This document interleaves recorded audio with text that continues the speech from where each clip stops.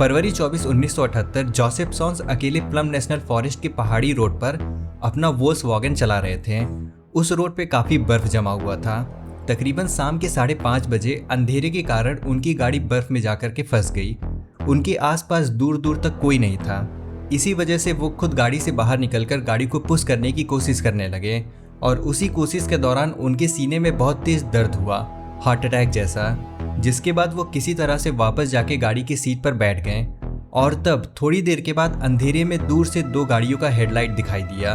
उस गाड़ी के साथ कुछ लोगों के परछाई जैसा भी दिख रहा था जो आपस में बात करते हुए चल रहे थे और उसमें से एक औरत थी जो एक बच्चे को पकड़े हुए थी। जिसके बाद सॉन्स ने गाड़ी का दरवाजा खोला और चिल्लाने लगा और जैसे ही वो चिल्लाया अचानक से लाइट गायब हो गया और जो लोग दिख रहे थे वो भी अचानक से गायब हो गए। फिर कुछ देर के बाद उनका गाड़ी स्टार्ट हो गया और फिर वो गाड़ी में बैठकर जाने लगे। घंटों बीत गया और फिर अचानक से दोबारा अंधेरे में दूर से फ्लैशलाइट हिलती हुई दिखाई दी। सॉन्स ने फिर से अपना गाड़ी रोक दिया और वो बाहर निकल के हाथ हिलाने लगे और चिल्लाने लगे, लेकिन फिर से वो परछाई धीरे धीरे अंधेरे में गायब हो गया। और फिर कुछ और घंटे बीत गए और सॉन्स की गाड़ी का पेट्रोल भी खत्म हो गया। तब सॉन्स ने डिसाइड किया कि वो पैदल चल के जाएंगे। तकरीबन 8 माइल दूर चलने के बाद उस सुनसान पहाड़ी के रोड पे उन्हें एक मरकरी मोंटेगो गाड़ी खड़ी दिखाई दी, लेकिन उस गाड़ी के आसपास कोई नहीं था। उन्होंने ज़्यादा ध्यान नहीं दिया और वो वहाँ से आगे बढ़ गए। अगले दिन सुबह वो लॉज पहुँचे, उनका इलाज हुआ और वो अपने घर वापस चले गए। लेकिन एक बात उन्हें उस वक्त पता नहीं था कि वो जिस मरकरी मोंटेगो के पास से गुजरे थे वो उन 5 आदमियों का गाड़ी था जो उस रात माउंटेन रोड पर मिस्टीरियसली गायब हो गए थे। ये कहानी है युबा काउंटी 5 का और ये कहानी शुरू होता है 1978 में 5 फ्रेंड के through. Ted Wenner, Jack Madruga, Bill Sterling, Jackie Hewitt और गैरी मैथियस। इन सब का एज 24 से 32 के बीच था और ये सब अपने फैमिलीज के साथ रहते थे। ये पांचों दोस्त इतने क्लोज थे कि सभी लोग इनको द बॉयज कहते थे, लेकिन ये परफेक्टली फिट और फाइन नहीं थे। टेड वीहर जो 32 साल का था, जैकी ह्यूट जो 24 साल का था, इन दोनों को मॉडरेट इंटेलेक्चुअल डिसेबिलिटीज था।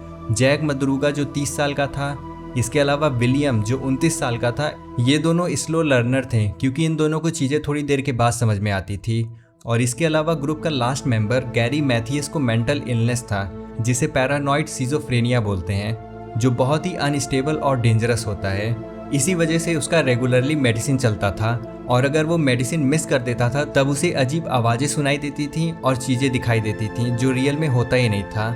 ये जो इन सब का बीमारी है इसको याद रखना क्योंकि इसके ही बेस पे हमें आगे उनके एक्शन का पता चलेगा। अब आते हैं 25 फरवरी 1978 को।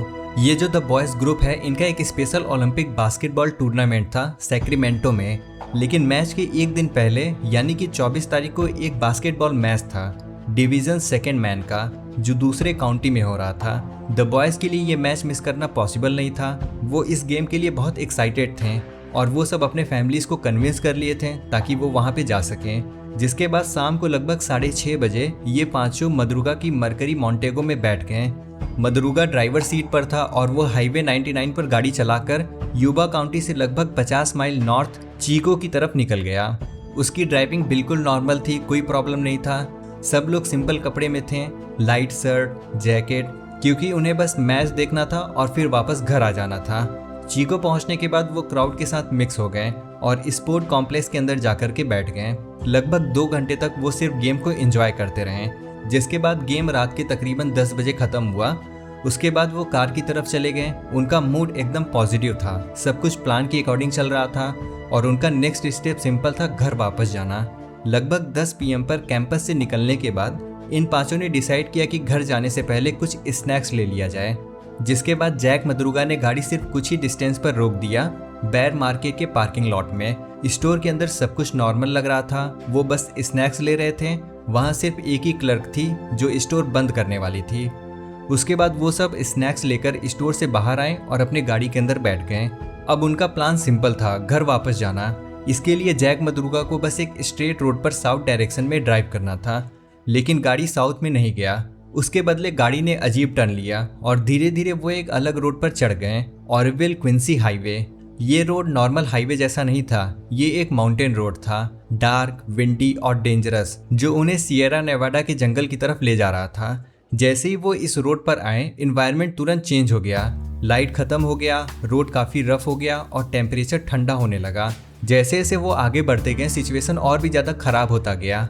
वो प्लम्स नेशनल फॉरेस्ट की तरफ चढ़ रहे थे जहाँ पे बर्फबारी शुरू हो गई थी। रोड पर बर्फ जम रहा था और कुछ जगहों पर स्नो बहुत ज़्यादा हो गया था।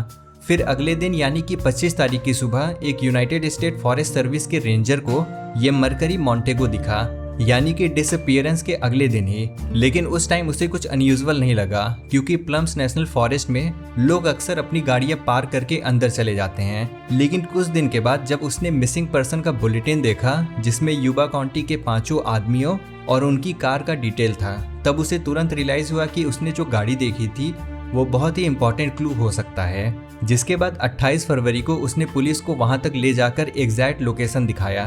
जब इन्वेस्टिगेटर वहां पहुंचे तो जो उन्होंने देखा वो बहुत ही ज़्यादा कंफ्यूजिंग था। गाड़ी का कंडीशन बहुत ही ज़्यादा स्ट्रेंज था। गाड़ी ऑलमोस्ट परफेक्ट कंडीशन में था, नीचे कोई डैमेज नहीं था, ब्रेक लाइन सेफ था और बॉडी पर कोई भी मेजर स्क्रैचेस नहीं थे। इसका मतलब ये था कि ड्राइवर ने बहुत केयरफुली और धीरे धीरे गाड़ी चलाई होगी। इसका मतलब ये भी हो सकता है कि जब गाड़ी माउंटेन पर चढ़ रहा था तब मदरुगा ही ड्राइव कर रहा था और वो जानबूझकर इतने डेंजरस जगह पर जा रहा था। लेकिन सबसे शॉकिंग बात अभी बाकी है। गाड़ी पूरी तरह से फंसा भी नहीं था, वो थोड़ा सा स्नो में अटका था, लेकिन वो इतने बुरी तरीके से नहीं अटका था कि उसे निकाला नहीं जा सके। ये 5 आदमी फिजिकली स्ट्रांग थे, वो ईजिली गाड़ी को पुश करके निकाल सकते थे। इसके अलावा गाड़ी में फ्यूल भी था, लगभग 1 क्वार्टर टैंक पेट्रोल बचा हुआ था जो काफ़ी था इंजन को चलाने के लिए और हीटर को ऑन रखने के लिए। लेकिन फिर भी उन्होंने ऐसा नहीं किया। इसके अलावा गाड़ी के अंदर जो मिला वो भी बहुत ज़्यादा डिस्टर्बिंग था। की इग्निशन में ही लगा था, गाड़ी अनलॉक था और एक विंडो थोड़ा सा खुला हुआ था। सीट और फ्लोर पर स्नैक के रैपर पड़े हुए थे जो उन्होंने बेयर मार्केट से खरीदा था। इसके अलावा ग्लव कंपार्टमेंट में 4 मैप था। उन्होंने अपना वॉलेट भी गाड़ी के अंदर ही छोड़ दिया था जिसके अंदर कैश और आईडी कार्ड था। इसके अलावा सबसे ज़्यादा सीरियस बात, गैरी मैथ्यूज का मेडिसिन भी गाड़ी के अंदर ही था। जब इन्वेस्टिगेटर ने गाड़ी के अंदर प्रॉपरली सर्च कर लिया तब गाड़ी से थोड़े से दूर पर एक कैंडी रैपर मिला। इसका मतलब ये था कि वो शायद चलते हुए स्नैक्स भी खा रहे थे। जब गाड़ी और रैपर मिला उसके बाद सर्च ऑपरेशन शुरू कर दिया गया। लेकिन 25 तारीख को ही सियरा नेवाडा में एक हैवी स्नोस्टॉर्म आया और सिर्फ 2 दिन के बाद ही सर्च ऑपरेशन को रोक दिया गया। उसी बीच पुलिस ने भी 1000 से ज़्यादा लीड को चेक किया जिसमें एक आदमी मिला, जोसेफ सॉन्स। उसने पुलिस को बताया कि वो उसी रात यानी कि फरवरी 24 की रात उसी माउंटेन रोड पर था जहाँ पे मदरुगा की गाड़ी मिली थी। वो वहाँ अपनी स्की ट्रिप के लिए स्नोपैक चेक करने गया था, लेकिन उसकी गाड़ी भी बर्फ में फंस गई थी और जब वो उसे निकालने की कोशिश कर रहा था तब उसे हार्ट अटैक जैसा फील हुआ था। रात के लगभग 11:30 बजे उसने बोला उसे 2 हेडलाइट दिखाई दी, एक कार और एक पिकअप ट्रक जैसा, और कुछ लोग लाइट के बीच मूव करते हुए दिख रहे थे जो आपस में बात कर रहे थे। इसके अलावा उसने एक औरत को भी देखा था जो बेबी को लिए हुए थी। लेकिन जब उसने हेल्प के लिए चिल्लाया तब सब कुछ सडनली गायब हो गया। लाइट बंद हो गया, आवाज बंद हो गया, सब कुछ साइलेंस। इसके थोड़ी देर के बाद उसने फिर से कुछ फ्लैशलाइट जैसा देखा, जैसे कोई लाइट जला के चल रहा हो, लेकिन सडनली वो भी गायब हो गया। लेकिन यहाँ पे सबसे बड़ी सोचने वाली बात ये है कि एक औरत जो बेबी को पकड़े हुए थी वो कहाँ से आई, क्योंकि इस ग्रुप में कोई औरत था ही नहीं, ना ही कोई बेबी था। बाद में इन्वेस्टिगेटर ने कंक्लूजन निकाला कि शायद हार्ट अटैक के कारण उन्हें हेलुसिनेशन हो रहा था। इसके बाद धीरे धीरे टाइम बीतता रहा। 4 जून 1978 से 7 जून 1978 तक रफली 66 दिन के बाद सियरा नेवाडा माउंटेन में जमी हुई हैवी स्नो पिघलना शुरू हो गई और इसी के साथ इस केस का साइलेंस भी टूटने वाला था। संडे 4 जून 1978 को कुछ लोग मोटरसाइकिल पर फॉरेस्ट के अंदर गए। स्नो पिघलने की वजह से अब वो पहले से ज़्यादा अंदर तक जा पा रहे थे। ये लोग रॉजर्स काउ कैंप से भी काफ़ी आगे निकल गए जहाँ पर फरवरी में गाड़ी मिला था। लगभग 19 से 20 माइल और अंदर जाने के बाद वो एक बहुत ही आइसोलेटेड जगह पर पहुँचे, डैनियल जिंक कैंप ग्राउंड। यहाँ एक यूनाइटेड स्टेट फॉरेस्ट सर्विस का ट्रेलर था जो इमरजेंसी शेल्टर के लिए यूज़ होता था। अगर कोई माउंटेन में फंस जाए तो वहाँ पे रुक सकता था। उन लोगों के ग्रुप में एक 16 साल का लड़का रॉजर कोच भी था। जैसे ही वो ट्रेलर के पास पहुँचा उसे स्मेल आया, बहुत तेज और बहुत गंदा स्मेल, जैसे कुछ बहुत दिनों से सड़ रहा हो। वो धीरे धीरे ट्रेलर के पास गया। बाहर से दिख रहा था कि किसी ने जबरदस्ती अंदर एंट्री ली थी।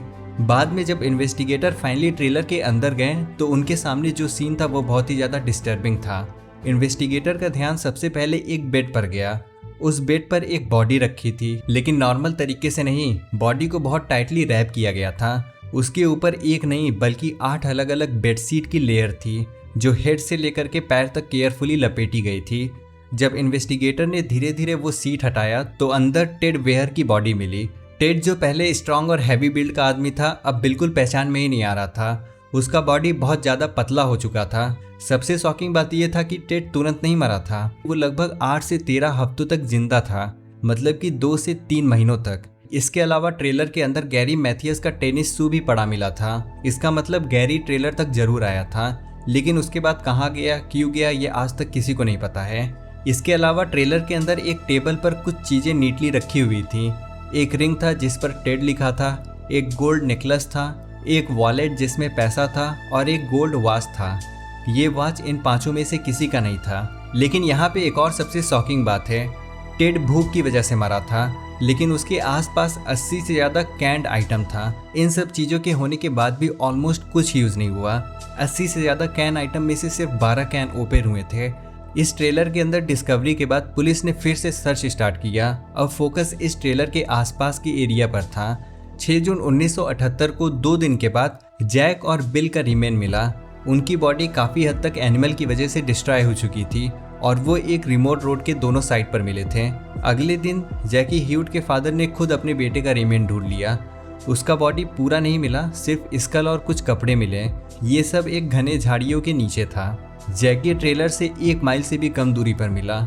इसका मतलब वो लगभग ट्रेलर तक पहुंच गया था, लेकिन या तो वो वहां से निकल गया या कभी अंदर ही नहीं गया। लेकिन सबसे बड़ा मिस्ट्री यहाँ से स्टार्ट होता है। गैरी मैथियस, जो ग्रुप का इकलौता मेंटली इल मेंबर था, वो कभी नहीं मिला। आपको क्या लगता है इस मिसिंग केस के बारे में? कमेंट सेक्शन में ज़रूर बताएं। और अगर वीडियो अच्छा लगा हो तो चैनल को सब्सक्राइब और वीडियो को लाइक करना ना भूलें। Thanks for watching.